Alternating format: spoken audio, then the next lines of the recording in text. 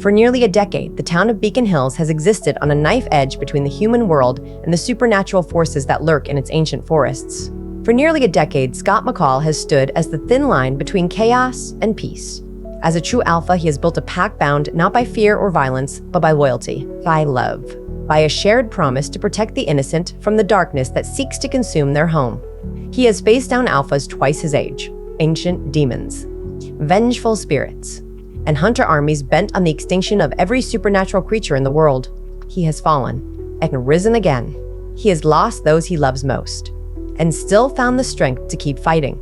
He has defied every rule of the supernatural world, proving that a true alpha's power comes not from killing, but from the will to protect, to lead, to do what is right even when all the odds are stacked against him. But every peace in Beacon Hills is fragile. Every quiet moment is just the calm before a new storm. Every victory is just a pause before the next threat emerges from the shadows. And this time, the threat is unlike any the pack has ever faced before. This time, the predator is built not for glory, not for revenge, but for total erasure. The question that hangs heavy in the cold air of the Beacon Hills Preserve is not if a fight is coming. It is if the pack can survive it. What happens when the ultimate predator meets a pack that refuses to break? When an alpha hunter shatters the fragile peace that Scott has fought so hard to build? When Scott must set aside every lesson he has learned about strategy and diplomacy and rely solely on the primal instinct that lives in the bones of every werewolf to defend his kind from a terrifyingly precise threat? The Banshee's premonition is clear, unavoidable. If Scott fails tonight, the pack falls forever. This is not a warning about a single death or a single battle.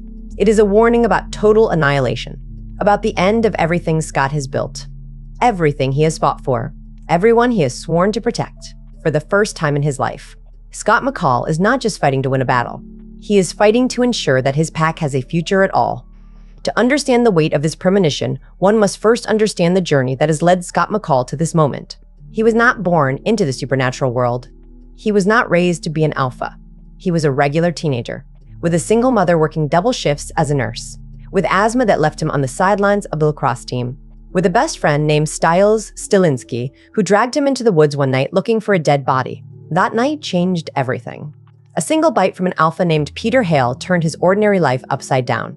It cured his asthma, gave him superhuman strength, senses, but it also put a target on his back. It forced him into a world he never asked to be part of, a world of violence, and endless war. Most teenagers in his position would have broken, should have run, would have let the darkness consume them. But Scott McCall was not like most teenagers. He refused to become the monster the world expected him to be. He refused to kill, refused to give in to the bloodlust that lived in every werewolf, refused to let the bite define who he was. That refusal is what made him a true alpha. In the supernatural world, an alpha's power is almost always taken by force, by killing a current alpha and stealing their power. It is a cycle of violence that has existed for thousands of years. But Scott broke that cycle. He earned his alpha status through sheer force of will, through his courage, his compassion, his unwavering commitment to doing what is right. He did not take power. He became worthy of it. That is what makes him unique. That is what makes his pack unbreakable. His betas do not follow him out of fear. They follow him out of respect, out of love, out of a belief in the world he is trying to build. A world where supernatural creatures and humans can coexist in peace. Where a werewolf does not have to be a monster. Where a banshee does not have to be a harbinger of death alone. Where a kitsune, a were-coyote, a hellhound, a human can stand side by side as family, as a pack. But that world, that dream, is exactly what makes him a target. For as long as there have been supernatural creatures, there have been hunters, men and women who have dedicated their lives to erasing the supernatural from the face of the earth.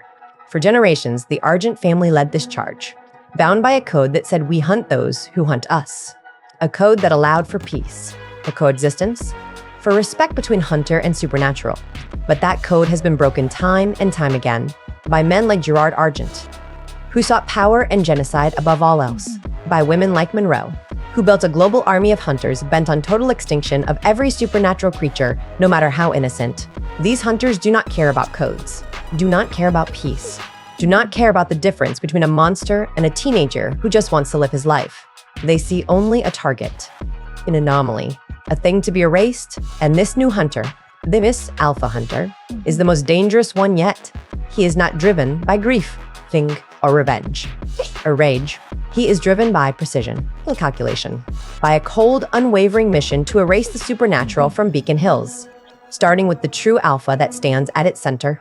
He does not see Scott as a man, as a teenager, as a hero. He sees him as a biological anomaly, a flaw in the natural order that must be corrected. He does not see the pack as a family, as a group of survivors just trying to get by. He sees them as targets, as specimens, as a collection of supernatural traits to be studied. Neutralized, eliminated, who has no ego, no desire for glory, no need to prove himself. He is a specialist, built for one purpose and one purpose only, to erase the pack from existence. This is not a threat that can be negotiated with, not a threat that can be reasoned with, not a threat that can be stopped with a simple show of force. This is a threat that has studied every move Scott has ever made, every battle he has ever fought, every strength he has ever leaned on, every weakness he has ever tried to hide.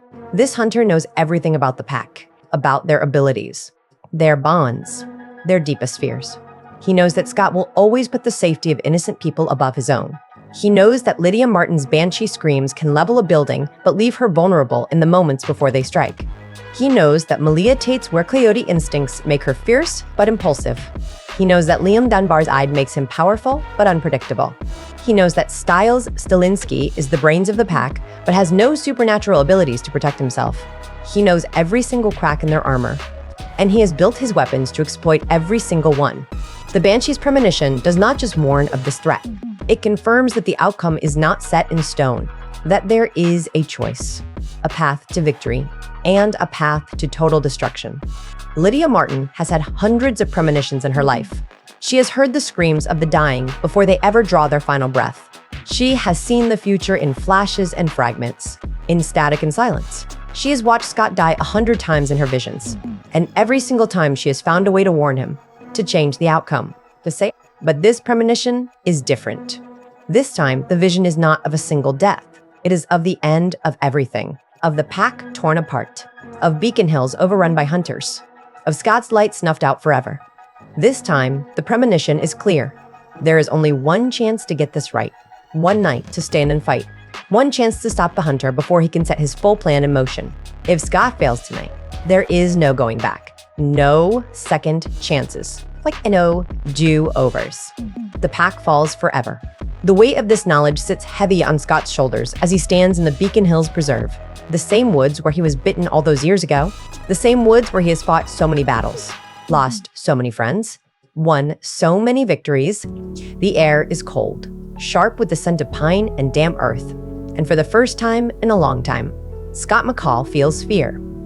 Not for himself, but for the people he loves, for the pack that is his family, for the town that is his home. He knows that he cannot outrun this fight, cannot negotiate his way out of it, cannot hide from it.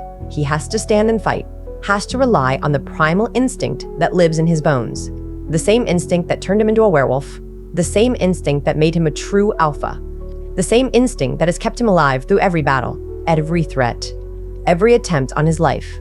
But this time, the fight is not just about survival. It is about legacy, about the world he has spent years trying to build, about the idea that a pack bound by love is stronger than any force on earth, about the belief that good can triumph over evil, that compassion can defeat calculation, that family can overcome any threat. If he fails tonight, that legacy dies with him. If he fails tonight, every battle he has ever fought, every life he has ever saved, every victory he has ever won, will have been for nothing. If he fails tonight, the pack falls forever. The people of Beacon Hills go about their nights unaware of the storm that is coming. They sleep in their beds, laugh in their homes, walk the streets without a second thought. They do not know that a teenager with a werewolf bite is the only thing standing between them and total destruction. They do not know that a banshee's silent scream is echoing through the supernatural world, warning of the death to come. They do not know that the peace they have enjoyed for so long is about to shatter into a million pieces. They do not know that the ultimate predator has walked into their town, and he is hunting for a true alpha. Scott McCall knows. He feels it in his bones, in the prickle of the hair on the back of his neck, in the way his wolf senses hum with a quiet, unshakable dread. He looks out into the dark woods, into the shadows where the hunter is hiding, and he knows that the fight of his life is about to begin. He knows that he cannot do this alone, that he needs his pack, needs their strength, their loyalty, their courage. He knows that the only way to survive this is to stand together, to fight as one, to be the pack that they have always been, unbroken, unafraid. The stakes have never been higher. The threat has never been greater. The odds have never been more stacked against them. But Scott McCall is a true alpha, and true alphas do not back down from a fight. They do not abandon their pack. They do not let the darkness win. They stand. They fight. They protect, no matter the cost. The night is just beginning. The hunter is coming, and the pack is ready. Or at least they have to be, because the Banshee's premonition is clear. If Scott fails tonight, the pack falls forever.